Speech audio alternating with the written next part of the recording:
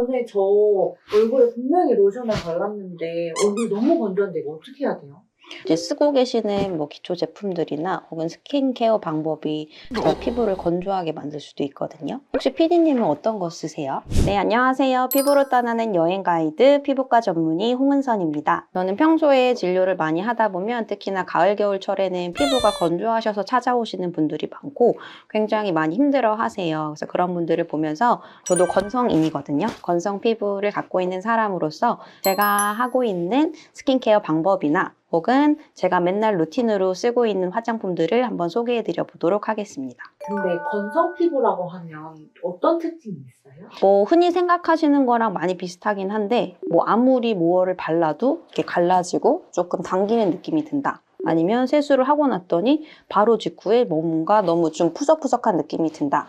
이런 것들이 바로 건성 피부의 대표적인 증상이라고 할 수 있고요. 내 얼굴에서는 뭐 객기름 혹은 뭐 유분감을 찾아볼 수가 없다. 이런 피부들이 전형적인 건성 피부라고 생각하시면 됩니다. 그래서 건성 피부는 두 가지 원칙을 가지고 스킨케어를 해주시는 게 제일 중요한데요. 첫 번째는 피부에 충분한 수분을 공급해 주는 거고, 두 번째는 이 공급한 수분이 날아가지 않도록 잘 막아주시는 게 중요합니다.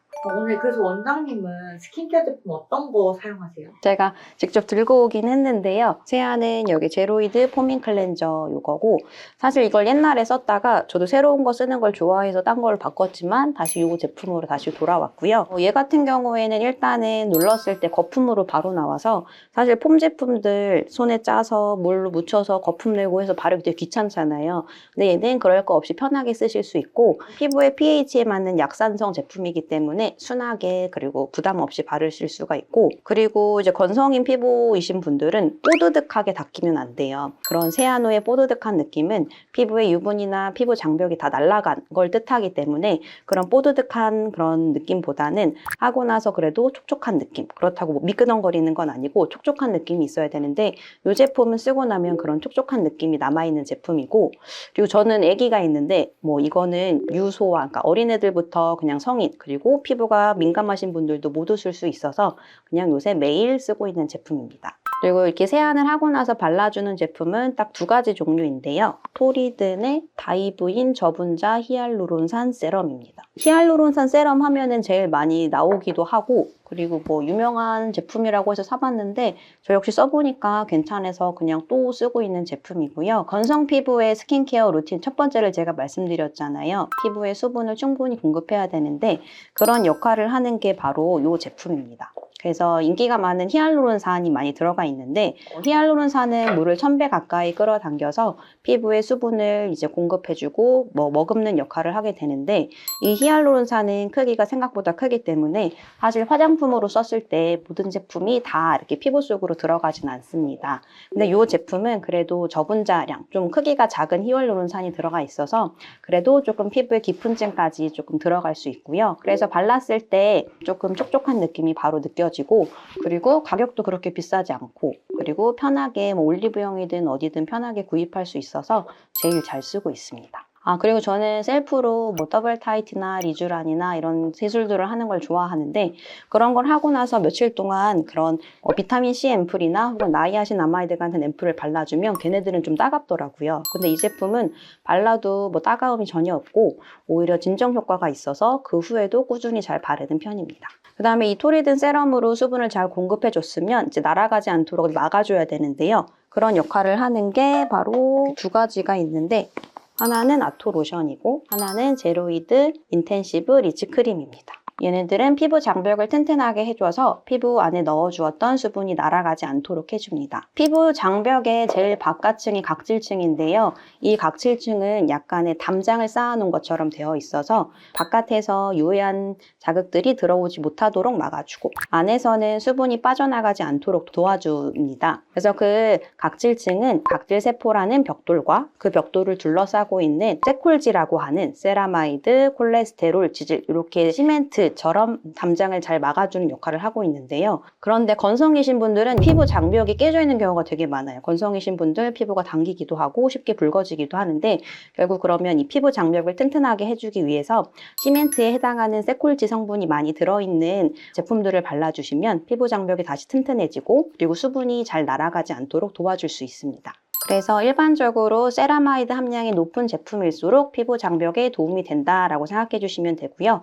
그중에 제가 제일 편하게 바르고 있는 거는 이거 1,2윤의 세라마이드 아토 로션이고, 얘를 맨 처음에 선택했던 이유는 쿠팡에서 바로 배송이 돼서 저 애기끼 사실 바를 게 없어서 주문을 했었는데, 편한 게 몸에도 발라도 되고 얼굴에도 발라도 되고, 그리고 유소화 다 쓸 수 있는 제품이라서 일단 선택을 해봤고, 제가 쓰던 게 떨어져서 그냥 애기 거 빌려 썼는데 괜찮은 거예요. 그래서 그때부터 그냥 계속 쟁여두고 쓰고 있습니다. 얘는 좋은 게 일단은 향이 없어서 조금 뭐 향을 좀 싫어하시는 분들 혹은 자극에 조금 민감하신 분들한테도 효과가 좋고요. 그리고 조금 촉촉하기도 하고, 다만 근데 얘가 너무 건조한 날에는 조금 부족한 느낌이 있기는 해요. 그래서 그럴 때에는 요 제로이드 인텐시브 리치 크림을 바릅니다. 얘는 정말 그냥 크림도 아니고 리치 크림이기 때문에 굉장히 꾸덕하거든요. 그래서 지성이신 분들은 오히려 바르고 나서 좀 트러블이 올라온다거나 너무 답답함을 느낄 수 있어서 지성인 분들한테는 추천은 하진 않고요. 극건성이신 분들 아니면 건성인데 유난히 오늘은 좀 피부가 당기고 건조하다, 이런 분들이 밤에 바르고 주무시면 편할 거고요. 그 세콜지 그 성분이 좀 인체랑 뭐 되게 비슷하게 구성이 돼 있대요. 그래서 피부 장벽을 조금 더 튼튼하게 해줄 수 있다고 하고, 얘는 그래서 대신 이런 쿠팡에서 사기는 힘들고 병원에 직접 방문하셔서 사실 수 있는 제품입니다. 올리오 쓰시기 전에는 뭐 쓰셨어요? 그때는 뭐 그냥 제로이드 로션 아니면 크림 아니면 샘플로 받은 거 그런 거 많이 썼습니다. 샘플이 떨어져서 쓰시죠? 네, 맞아요. 샘플이 다 떨어져서 샀습니다. 올리오는 지금 가격이 잘 기억 안 나는데 어쨌든 10,000원 돈? 엄청 커 보이는. 네, 그래서 좋아요. 근데 건성이면 수분이 되게 부족하니까 지금 제품 3개만 바른다고 하셨는데 네, 더 네. 많이 바르는 게 좋지 않아요? 종류를 많이 바르는 건 추천해드리지 않아요. 왜냐면 종류를 많이 바를수록 좀 자극이 되는 성분이 많이 함유되어 있을 수도 있고, 또 오히려 피부가 좀 더 민감해질 수 있어서 대신에 뭐 로션, 크림 이런 보습제들을 덧바르는 것, 그러니까 자주 바르는 거는 추천드려요.